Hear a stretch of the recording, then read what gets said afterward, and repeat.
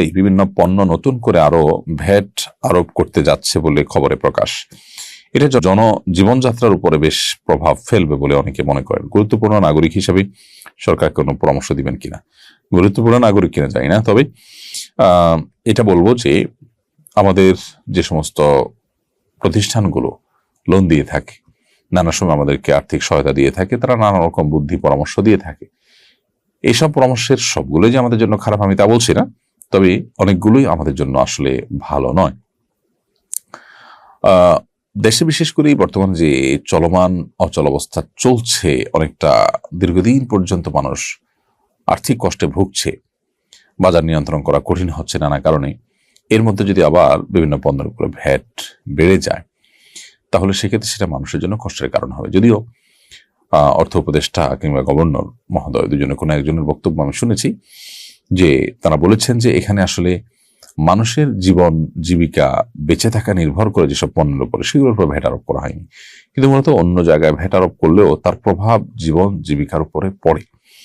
যার কারণে এই ব্যাপারটাতে সরকার, আমার মনে হচ্ছে যে আইএমএফ এর প্রেসক্রিপশন অনুযায়ী কাজ করা উচিত নয়, বরং আইএমএফ এর সাথে দরবার করা উচিত।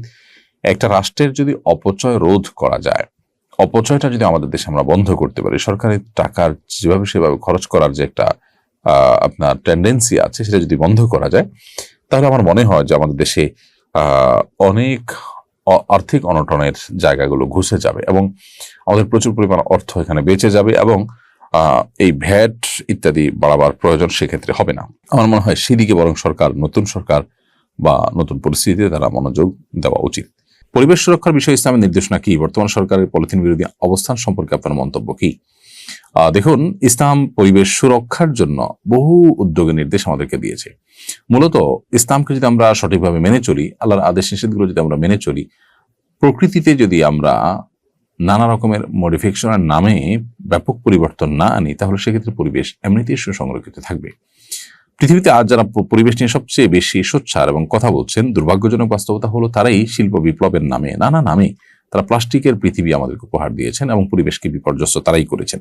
এখন তারাই আবার ওঝা হয়ে ঝাড়ছেন, এটা হলো বাস্তবতা। পলিথিন আমরা জানি যে সেটি আমাদের মাটির জন্য নানাভাবে ক্ষতিকর। বিশেষ করে পলিথিনের যত্রতত্র ফেলে দেওয়ার যে একটা প্রবণতা আমাদের দেশে মানুষের মধ্যে আছে, এটা কোনোভাবে নিয়ন্ত্রণ করা যাচ্ছে না। সেই জায়গা থেকে পলিথিন বিরোধী আইন করা বা পলিথিনের ব্যবহার বন্ধের উদ্যোগ নেওয়াকে আমি মনে করি যে প্রয়োজনীয় উদ্যোগ এবং সাধুবাদ জানানোর মতো উদ্যোগ।